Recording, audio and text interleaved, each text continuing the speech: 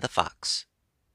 The Wolf had the Fox with him, and whatsoever the Wolf wished, that the Fox was compelled to do, for he was the weaker, and he would gladly have been rid of his master. It chanced that once as they were going through the forest, the Wolf said, "Red Fox, get me something to eat, or else I will eat thee thyself." Then the Fox answered, "I know a farmyard where there are 2 young lambs.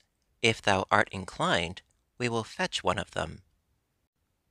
That suited the Wolf, and they went thither, and the Fox stole the little lamb, took it to the Wolf, and went away. The Wolf devoured it, but was not satisfied with one, he wanted the other as well, and went to get it. As, however, he did it so awkwardly, the mother of the little lamb heard him, and began to cry out terribly, and to bleat, so that the farmer came running there. They found the Wolf, and beat him so mercilessly that he went to the Fox, limping and howling. "Thou hast misled me finely," said he. "I wanted to fetch the other lamb, and the country folk surprised me, and have beaten me to a jelly." The Fox replied, "Why art thou such a glutton?"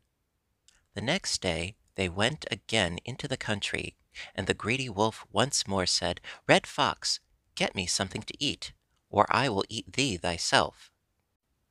Then answered the Fox, "I know a farmhouse where the wife is baking pancakes tonight. We will get some of them for ourselves." They went there, and the Fox slipped round the house, and peeped and sniffed about until he discovered where the dish was, and then he drew down 6 pancakes and carried them to the Wolf. "There is something for thee to eat," he said to him, and then went his way. The Wolf swallowed down the pancakes in an instant, and said, "They make one want more," and went thither and tore the whole dish down so that it broke in pieces.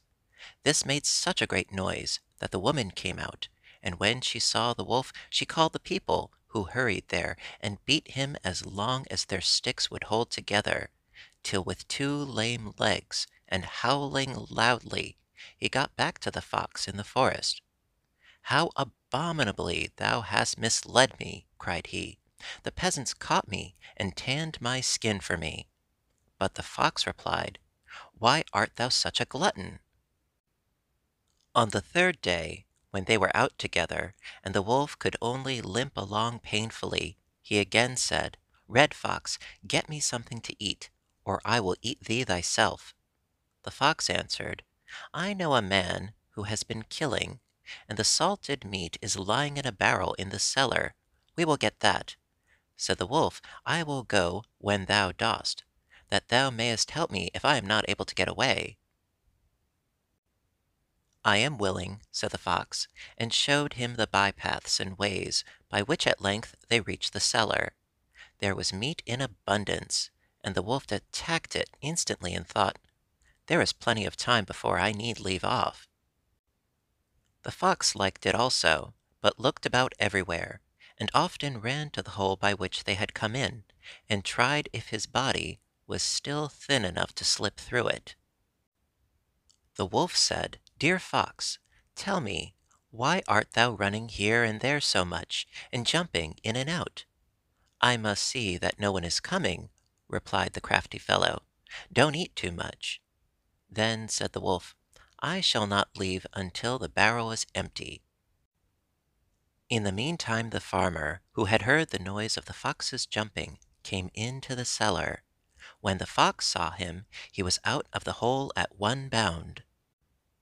The Wolf wanted to follow him, but he had made himself so fat with eating that he could no longer get through, but stuck fast. Then came the farmer with a cudgel and struck him dead, but the Fox bounded into the forest, glad to be rid of the old glutton.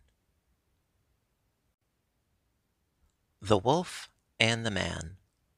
Once on a time the Fox was talking to the Wolf of the strength of man, how no animal could withstand him, and how all were obliged to employ cunning in order to preserve themselves from him.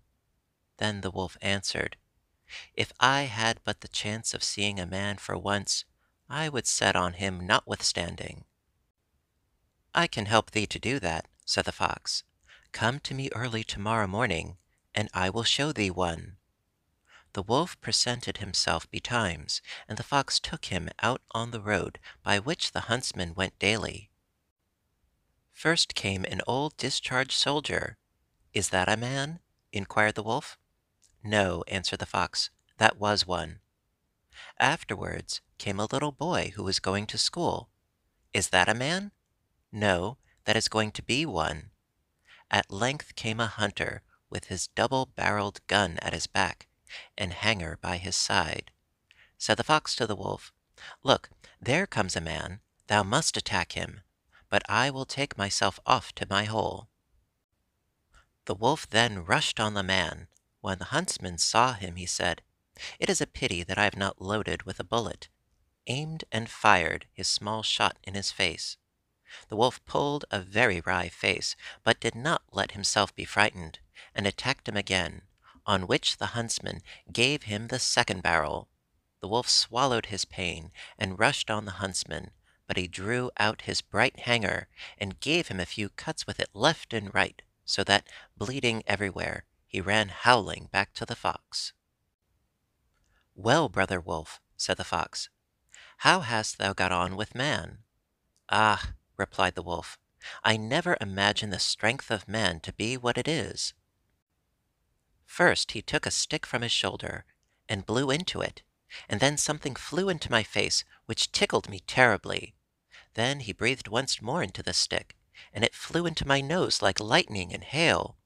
When I was quite close, he drew a white rib out of his side, and he beat me so with it that I was all but left lying dead. See what a braggart thou art, said the Fox. Thou throwest thy hatchet so far that thou canst not fetch it back again. Gossip Wolf and the Fox. The she-wolf brought forth the young one, and invited the Fox to be godfather. After all, he is a near relative of ours, said she.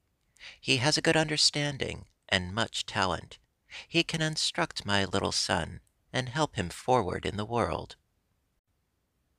The Fox, too, appeared quite honest, and said, Worthy Mrs. Gossip, I thank you for the honor which you are doing me.